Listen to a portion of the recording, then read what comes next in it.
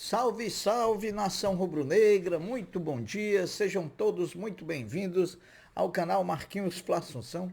Nós estamos chegando na manhã dessa quinta-feira para trazer as últimas informações e as principais notícias do rubro-negro mais querido do Brasil e do mundo, num dia importante, num dia que tem jogo do Flamengo no Maracanã hoje às 20 horas contra o Fortaleza, partida da 16ª rodada do Campeonato Brasileiro. Mas antes da gente trazer as notícias do Mengão, nós vamos pedir a você, rubro-negro, que ainda não é inscrito aqui no nosso canal, que você se inscreva, que deixe o like, que compartilhe os conteúdos nas redes sociais e que também você ative o sininho das notificações para que o YouTube possa notificá-los de tudo que tiver acontecendo de novidade aqui no canal. Sem maiores delongas, vamos às notícias do Mengão, porque aqui não tem enrolação. O Flamengo fez na tarde e noite de ontem, quarta-feira, a sua última atividade em preparação para a partida de hoje contra o Fortaleza do Maracanã. Partida da 16ª rodada do Brasileirão 2024. A última atividade do Mengão serviu para que o técnico Tite testasse algumas opções para substituir Bruno Henrique / Cebolinha, que estão fora da partida por motivo de lesão. Dentre as opções que tinha, Tite poderia usar Lohan, Vitor Hugo, Verton, Gabigol e Carlinhos, além de Matheus Gonçalves. Este último, Matheus Gonçalves, foi quem levou a melhor, até por conta de sua performance diante do Cuiabá, apesar do jogo terminar empatado. Então, Matheus Gonçalves vai ser titular no time do Flamengo diante do Fortaleza, logo mais no Maracanã. Gabriel Barbosa, que era também, sim, uma das opções do Tite para substituir Bruno Henrique, depois de 3 partidas sem ser relacionado, o 99 do Mengão está confirmado como presente no banco de reservas do Mengão amanhã diante do Fortaleza. Outra novidade, oriunda do treinamento de ontem, foi a confirmação de Igor Jesus, também como relacionado para a partida de hoje. Ele que se recuperou de uma forte entorse no tornozelo, ficando como mais um a opção do técnico Tite ganha para a partida contra o Fortaleza.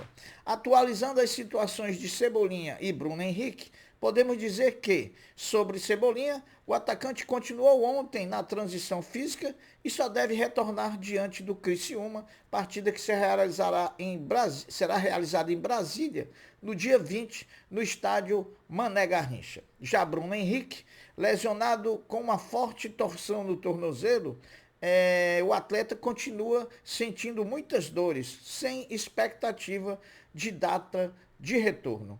Diante de todo esse exposto, o provável Flamengo, diante do Fortaleza logo mais no Maracanã, será esse: Rossi, Wesley, Fabrício Bruno, Davi Luiz, Ayrton Lucas, Alan, Pulgar e Gerson, Luiz Araújo, Pedro e Matheus Gonçalves, a novidade do time titular. Lembrando que o atacante Verton está relacionado, ficará no banco de reservas e estará pela última vez vestindo a camisa do Flamengo, uma vez que o atleta foi negociado em definitivo com o Leixões de Portugal. Sobre o nosso adversário de hoje, o Fortaleza Esporte Clube, ele relacionou 24 jogadores para o confronto contra o Flamengo e deve escalar o time titular com João Ricardo, goleiro, na lateral direita Tinga, os 2 zagueiros Brites e Tite, e na lateral esquerda Bruno Pacheco.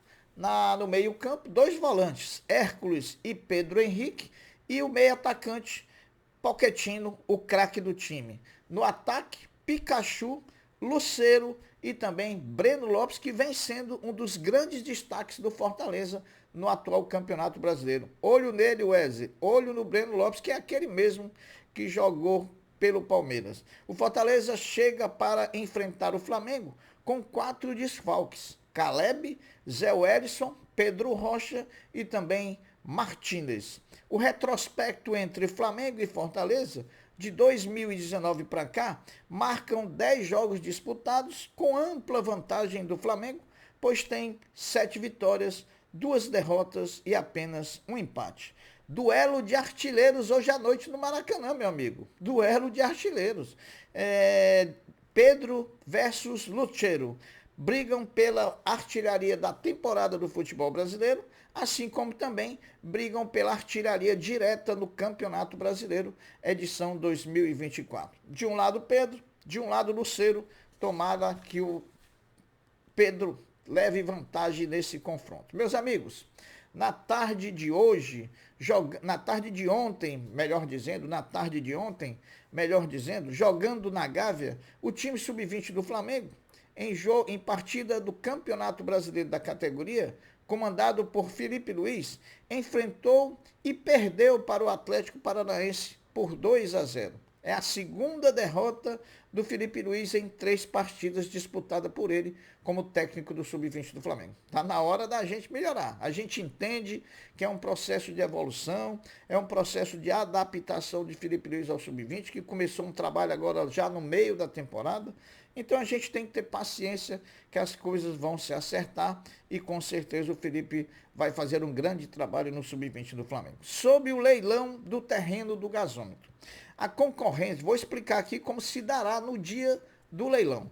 A concorrência se dará em 2 etapas. Os interessados deverão apresentar um lance inicial em envelope fechado.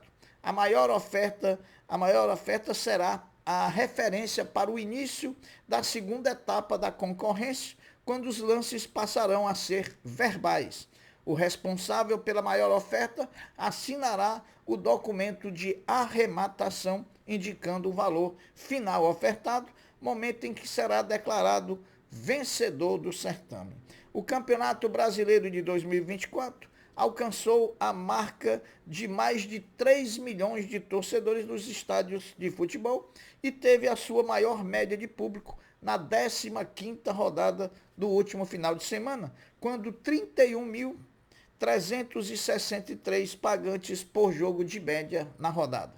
O recorde anterior tinha sido na 13ª rodada, com média de 27.615, praticamente aí 4.000 a menos torcedores na média. Meus amigos, dono da maior média de público no Campeonato Brasileiro, o Flamengo é mandante em 5 dos 10 maiores públicos da Série A e aparece como visitante em 2 clássicos, ou seja, dos 10 maiores públicos da Série A do Campeonato Brasileiro 2024, o Flamengo tem 7, seja como mandante, que são 5, seja como visitante, que são 2. Desde ontem, dia 10 de julho de 2024, está aberta oficialmente a janela de transferências do futebol brasileiro, que seguirá até o dia 2 de setembro. Sobre a janela, ainda explicando sobre a janela de transferência, os reforços já contratados só poderão estar à disposição para jogar nos seus respectivos clubes a partir da próxima rodada, a rodada número 17. Isso porque a CBF só irá efetivar as solicitações de transferência a partir de hoje, dia 11 de julho. Ou seja, hoje, e como a 16ª rodada já começou hoje, por isso que há o impedimento deles jogarem nessa rodada e só poderem ser inscritos e jogarem a partir da rodada do final de semana, a 17ª rodada. Suspenso por 20 dias em julgamento de primeira instância no STJD, após declarações contra a arbitragem e também contra a CBF, no empate de 1-1 contra o Bragantino, no dia 4 de maio, o diretor executivo do Flamengo, Bruno Spindel, foi absolvido por unanimidade no pleno do STJD ontem à tarde. Meus amigos, com multa de 50 milhões de euros, o lateral direito Wesley do Flamengo, que teve proposta recusada pelo Flamengo de clube da Premier League, da ordem de 12 milhões de euros, tem por parte do Flamengo estipulado o valor em mais de 15 milhões de euros para que ocorra a negociação. O aguardo agora é pela nova chegada de uma nova proposta do mesmo time inglês. A CBF começou nesse meio de semana e hoje aconteceu um jogo, Internacional 0, Juventude 1, a realizar os jogos adiados dos times gaúchos na Copa do Brasil, que terão no final de semana que vem o complemento. E aí sim, com o fechamento dessa terceira fase da Copa do Brasil, com os jogos que foram adiados dos gaúchos por conta da tragédia lá no Rio Grande do Sul, possibilitará a CBF a realização do sorteio dos confrontos das oitavas de final da Copa do Brasil 2024. Então, provavelmente, já na próxima segunda-feira, a CBF deve se manifestar e dizer em que data ela vai realizar o sorteio das oitavas de final da Copa do Brasil. Meus amigos, os uruguaios rubro-negros em disputa da Copa América pela seleção uruguaia jogaram a semifinal ontem à noite contra a Colômbia e perderam por 1-0. Agora decidirão o terceiro lugar contra o Canadá. Dos 4 rubro-negros que estão convocados pela Celeste Olímpica, apenas Matias Vinha não foi a campo ontem contra a Colômbia. Varela, De La Cruz e Arrascaeta todos jogaram. Para a decisão do terceiro lugar contra o Canadá, Nico De La Cruz não poderá jogar porque tomou o cartão amarelo contra a Colômbia, está suspenso.